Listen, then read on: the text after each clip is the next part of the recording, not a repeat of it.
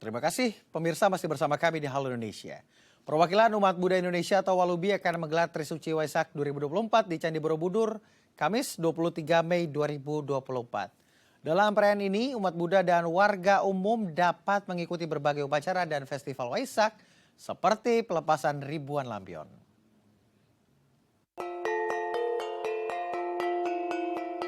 Perayaan Waisak 2586 Buddhis Era akan diselenggarakan perwakilan umat Buddha Indonesia atau Walubi di destinasi super prioritas Candi Borobudur.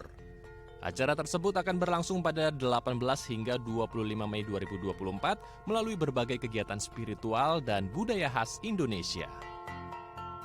Mengusung tema untuk hidup bahagia sebagai makhluk dan manusia, marilah kita meningkatkan kesadaran yang diajarkan oleh Sang Buddha. Perayaan ini akan menjadi jembatan kebersamaan lintas agama dan budaya, serta turut menghadirkan pengalaman spiritual bagi ribuan umat Buddha.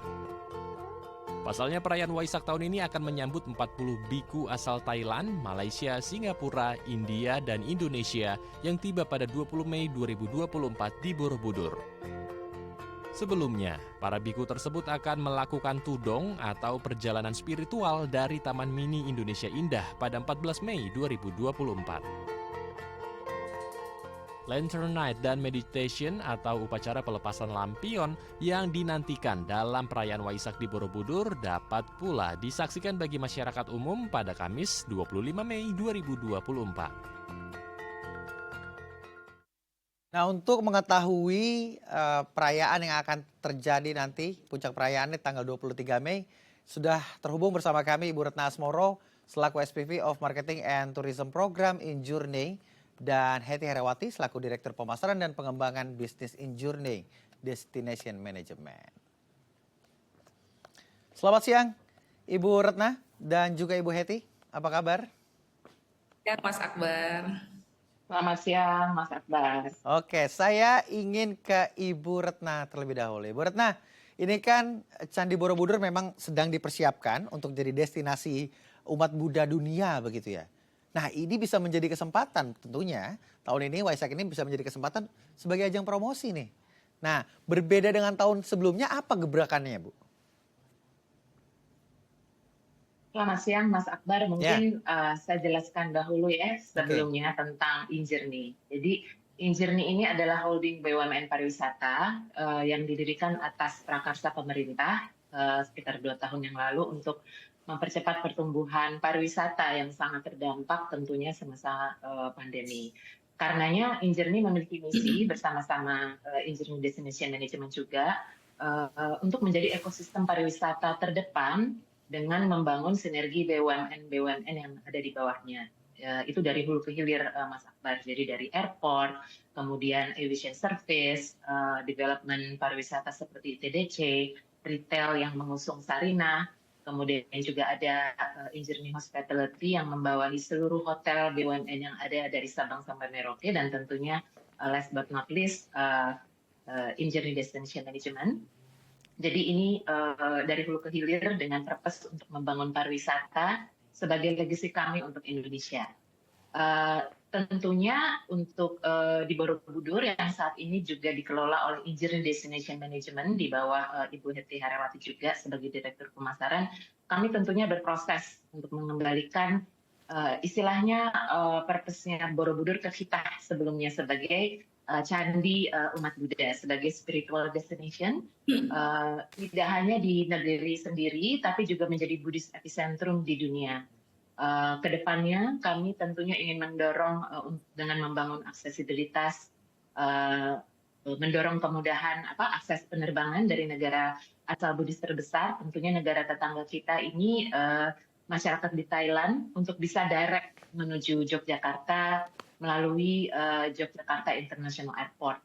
Selain itu juga Injourney sebagai holding pariwisata BUMN, tentunya harapan kami mendorong terciptanya pengelolaan terpadu di kawasan Borobudur. Kami juga ikut membangun, meningkatkan kualitas pelayanan, atraksi, dan amenitas di dalam kawasan. Jadi bersama saya ini di bawah Injourney Destination Management, kami berusaha bersama membangun awareness dan mempromosikan Borobudur sebagai Buddhist epicentrum dunia melalui media konvensional, jadi melalui sosial media, berbagai macam channel promosi kami dan kolaborasi dengan berbagai pihak. Jadi target kami lumayan besar ini untuk Borobudur, untuk dikenal dan diakui seluruh dunia sebagai sebuah destinasi spiritual yang paling penting untuk umat Buddha di dunia. Jadi ya ini dia nih Mas Akbar, salah satu event terpenting yang kami promosikan adalah Waisak yang akan jatuh di tanggal 23 Mei ini di Borobudur. Oke, ada target begitu ya, bagaimana Borobudur menjadi destinasi spiritual umat Buddha di dunia. Dan ini menjadi momentum bagaimana kita dapat memperkenalkan Borobudur lebih luas. Lalu apa Bu yang membedakan di tahun sebelumnya? Mungkin ada agenda-agenda khusus yang sehingga rangkaiannya lebih panjang atau lebih menarik bungkusannya di tahun ini? Ya, Mas Akbar, mungkin bedanya dengan tahun lalu, kalau misalnya tahun lalu ini, kalau perayaan dengan lantern atau lampion itu kan sudah terjadi beberapa tahun sebelumnya. Cuman yang lebih ingin kami utamakan di perayaan Waisak di Borobudur kali ini, karena kami sengaja ingin membangun Borobudur sebagai destinasi epicentrum Buddha di dunia, ini kita berupaya untuk perayaan ini lebih khusyuk, lebih syahdu untuk komunitas Buddha di Borobudur. Mungkin Ibu Heti juga bisa lebih membantu tentang persiapan kami di Borobudur nanti. Keutamaannya tetap hikmat teman-teman masyarakat Buddha begitu ya, tetap hikmat menjalankan kegiatan kerohaniannya. Saya ingin ke Ibu Heti. Betul. Ibu Heti?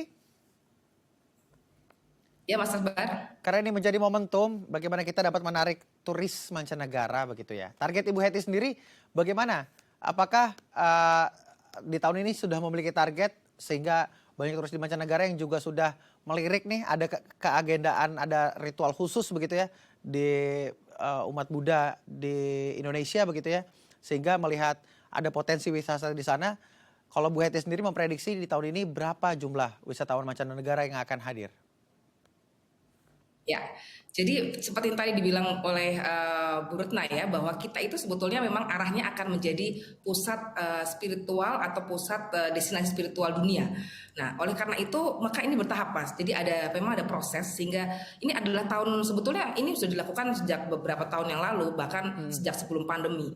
Akan tetapi ini after pandemi memang ada yang berubah. Kita ingin lari ke arah quality tourism ya, dan ini sejalan dengan tadi positioning Borobudur menjadi pusat spiritual dunia. Jadi nanti yang akan kita pastikan ke depan adalah kita akan pertama tentu kita akan membuat zonasi dan sudah ada zonasi dan master plan sehingga flow atau visitor manajemennya akan menjadi lebih baik. Kita mengharapkan ke depan ini dengan kondisi seperti ini kita akan menyasar setidaknya tahun ini akan ada 40 sampai 50 ribu orang ya yang akan hadir pada masa Waisak ya. Akan tetapi dari luar negeri atau dari pengunjung kita harapkan nanti ke depannya akan lebih baik ya. Tahun ini sudah kita lihat bahwa sudah banyak sekali animo masyarakat dari beberapa negara Buddhis khususnya sudah registrasi untuk masuk ya. Kalau jumlahnya sebetulnya masih mungkin relatif masih sedikit dibanding tahun sebelum pandemi. Akan tetapi kita berharap ya dengan promosi tadi dengan kemarin Bante Tudong sudah ada semacam ini juga promosi ya di Taman Mini kita adakan pelepasan dan juga memperkenalkan kebudayaan Indonesia, keragaman budaya Indonesia. Ini adalah suatu langkah untuk menuju ke arah sana. Dan kita juga sudah menginisiasi sejak tahun kemarin program-program Femtrip yang fokusnya adalah ke pilgrim tourism. Jadi kita mengengage beberapa country ya target seperti Thailand khususnya, kemudian Kamboja, Vietnam dan juga India udah datang ke tempat kita dan kita harapkan nanti Femtrip ini juga bisa menarik lebih banyak tour operator yang kemudian akan membuat program atau travel trip begitu khusus untuk pilgrim spiritual di Borobudur gitu. Sudah ada banyak sekali lebih dari 40 tour operator yang sudah sign kerjasama dengan kami untuk bersama-sama mengembangkan program ini ke depan. Menyinggung soal agenda Biku Tudong begitu ya. Ini kan baru tahun kemarin dilaksanakan begitu. Ini apakah semenjak adanya agenda perjalanan Biku Tudong menuju Borobudur, apakah traffic pilgrim ini meningkat dibanding tahun sebelumnya? Dapat dikatakan efektif? Betul sekali, betul sekali. Jadi kalau kita lihat ya Bantet Tudong kemarin yang tahun lalu itu adalah sebuah fenomena yang luar biasa, di mana kita menyaksikan itu demonstrasi yang istilahnya bukan hanya dari efek spiritual saja, tapi juga mempromosikan Indonesia sebagai tempat yang peaceful, Ya. yang aman, yang sangat nyaman untuk berbagai umat. Jadi ini juga sebuah tempat di mana mereka juga melihat Indonesia tuh unik sekali. Borobudur adalah sebuah candi Buddha terbesar di dunia yang sangat penting sekali dalam sejarah Buddhis ya di dunia gitu ya. Pertama itu. Kemudian yang kedua adalah kita nanti lagi proses juga Mas Akbar untuk dalam proses untuk memasang catra di puncak Borobudur. Nah ini sedang dalam proses. Nanti ketika itu terpasang itu juga akan dengan sendirinya akan melegitimasi atau memperkuat posisi Borobudur sebagai sebuah tempat ibadah atau spiritual, selain juga sebuah tempat cagar budaya yang tentunya ini UNESCO World Heritage ya, secara branding sendiri sudah cukup kuat gitu. Kemarin kan sempat menjadi polemik terkait patokan harga. Kalau bicara soal bisnis dan marketing nanti ke depannya pasti kaitannya dengan tarif dan tarif. Bagaimana jika menemukan satu permasalahan, kemarin kan yang menjadi permasalahan adalah ketika harga dipatok harga mahal, ini kan tempat spiritual. Lalu bagaimana Anda menjawabnya? Oh ini mungkin saya harus meluruskan sendiri, Ya. meluruskan berita ini ya. Saya agak kurang sepakat dengan adanya isu soal harga, karena sebetulnya sampai sekarang kami tidak ada naik harga, tidak ada yang berubah ya. Jadi harga kami tetap untuk masuk tetap sama seperti yang sebelum-sebelumnya gitu ya. Bahkan nanti kalau teman-teman ada yang mau datang non Buddhis juga ingin menyaksikan tanggal 23 itu harga tetap sama. Bisa jadi datang untuk melihat segala prosesinya hanya mungkin setelah jam 1 siang tanggal 23 Mei nanti pas detik Waisak, mungkin jam 1 siang ke atas itu di area inti atau di area Borobudur zona 1 di tempat di mana diselenggarakan detik-detik Waisak itu nanti akan disterilkan untuk umum dulu ya. Jadi difokuskan pada umat yang ingin beribadah. Jadi pengunjung bisa tetap di zona 2, bisa melihat prosesi, akan tetapi mungkin area tertentu difokuskan untuk ibadah. Tapi sama, tiketnya pun sama, masih seperti yang biasa. Oke, berarti tiketnya masih sama normal begitu Ibu ya. Dan terbuka untuk Betul. umum, ada beberapa kategori dan rangkaian acara juga yang menarik-menarik. Saya juga ingin ke Bu Retna, nanti usai jeda tapi kita akan menanyakan apa saja sih yang memang harus sudah dipersiapkan jelang Waisak. Ini pasti rangkaiannya panjang sekali ya dan ini menjadi daya tarik juga bagi masyarakat. Tapi usai jeda, Bu Retna dan juga Bu Hetty, jangan kemana-mana pemirsa juga tetap di Halo Indonesia.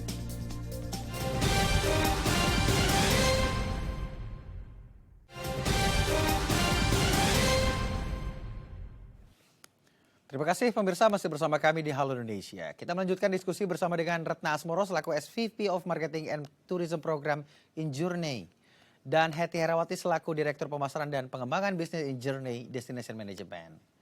Ibu Hetty dan Bu Retna, saya ingin ke Bu Retna terlebih dahulu. Bu Retna, ini bicara soal kesempatan kita memperkenalkan Borobudur ke masyarakat mancanegara begitu ya. Ini rangkaian apa saja yang sudah dipersiapkan untuk di agenda penting di Waisak? Baik, Mas Akbar. Jadi tadi sudah dilihat di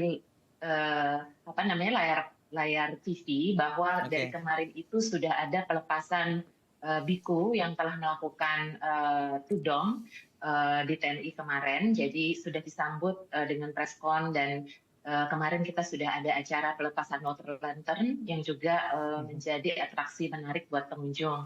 Nah, acara Waisak sendiri di Borobudur itu dimulai di tanggal 17, dimulai dengan acara bakti sosial dan pengobatan gratis tanggal 17 dan 18 Mei. Rencananya ini dihadiri lebih dari 7.000 orang. Nanti Bu Hetty juga bisa menambahkan. Kemudian nanti tanggal 18 biku yang tadi kita lepas di TNII akan diekspektasi akan hadir di Magelang dan nanti tanggal 19 hingga tanggal 22 Mei prosesi keagamaan lainnya dan lain-lain juga diselenggarakan di Borobudur dan beberapa daerah lain di Jawa Tengah. Nanti tanggal 23 Mei Mas Akbar akan ada kirap Waisak. Jadi ini yang juga sangat diminati oleh masyarakat dan indahnya di Indonesia ini sangat bersyukur, sangat mengusung semangat Bhinneka Tunggal Ika, toleransi beragama dan toleransi budaya. Ini bisa kita saksikan bersama-sama di mana ada kirap berjalan kaki, mendampingi para biku untuk berjalan dari Candi Mendut ke Borobudur. Nah, di sini kita bisa saksikan semangat kebersamaan dalam perbedaan ketika hanya di Indonesia ini umat dan masyarakat bersama-sama berdoa untuk kedamaian, tidak hanya di Indonesia tapi juga di seluruh dunia. Kemudian jika tahun lalu detik-detik Waisak itu jatuh di siang hari, tahun ini tuh jatuh di tanggal 23 malam hari dan akan langsung diikuti dengan pelepasan lampion setelahnya. Nah, ini pelepasan lampion ini sendiri bagian dari prosesi ibadah dengan meditasi. Karenanya diprioritaskan untuk para komunitas Buddha atau umat Buddha baik dari Indonesia maupun internasional. Itu sedikit yang bisa saya sampaikan tentang rencana kami untuk menyambut Waisak di Borobudur, Mas Akbar. Baik, apakah nanti ada pengkategorisasian wilayah begitu sektor-sektor yang juga nanti dipersiapkan baik hanya untuk teman-teman yang ingin berpariwisata maupun yang ingin menjalankan ritual? Untuk yang menjalankan ritual ibadah itu tentunya seperti yang tadi sudah disampaikan oleh Bu Hati juga, itulah yang kami prioritaskan.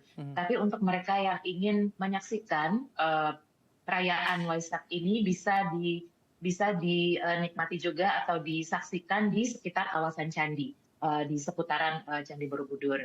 Nah, itu nanti kita juga tidak hanya berakhir di tanggal 23, Mas Akbar, ini juga berlangsung karena kebetulan ini kan ada long weekend nih, Mas Akbar ya, tanggal 24, kita manfaatkan momentum long weekend ini di Trisuci Waisak. Jadi ada program Mindful Walking Meditation, ini kerjasama kami dengan Mindful Act.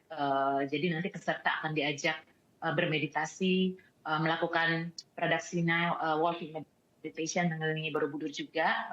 Jadi ini juga termasuk rangkaian yang bisa diikuti oleh tidak hanya umat Buddha atau komunitas Buddha, tapi juga seluruh masyarakat yang hadir di Waisak di Borobudur.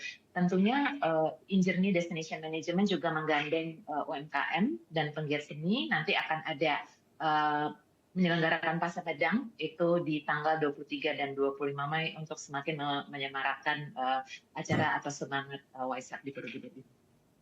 Baik, saya ingin ke Ibu Heti. Ibu Heti? Ya. Ibu Heti, ini kan perayaan besar begitu ya. Tentu seluruh negara, khususnya negara yang memiliki umat Buddha mayoritas begitu, pasti tersorot ke perayaan di Indonesia di Borobudur karena memang kuotanya sangat besar. Borobudur juga memiliki luas kuota yang juga sangat besar. Ini perayaan yang juga bukan perayaan biasa begitu. Aspek apa yang tahun ini yang diperhatikan untuk kembali yang menjadi nilai penting adalah menarik turis mancanegara? Ya, Mas Sabar. Sebetulnya kalau untuk bicara soal mancanegara, mungkin yang paling penting adalah masalah konektivitas ya.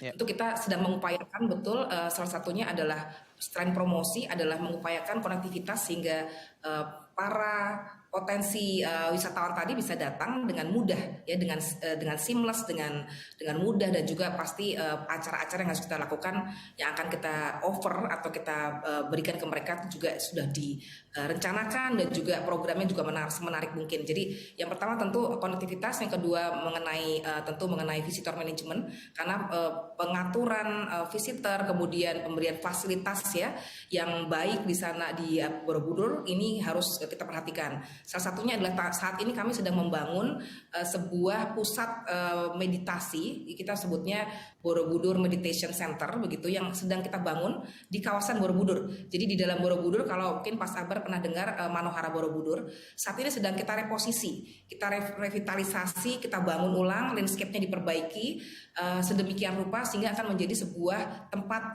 spiritual retreat gitu ya, yang memadai untuk wisman. Jadi bukan hanya untuk wisatawan domestik tapi juga sesuai dengan standar yang disyaratkan oleh segmen pilgrim internasional. Ini yang sedang kita siapkan juga. Kita harapkan akan selesai di pertengahan tahun ini, Mas Akbar. Jadi mulai pertengahan tahun kita betul-betul sudah akan memastikan bahwa kawasan Borobudur dan sekitarnya itu mendukung repositioning Borobudur sebagai Buddhist epicentrum ya.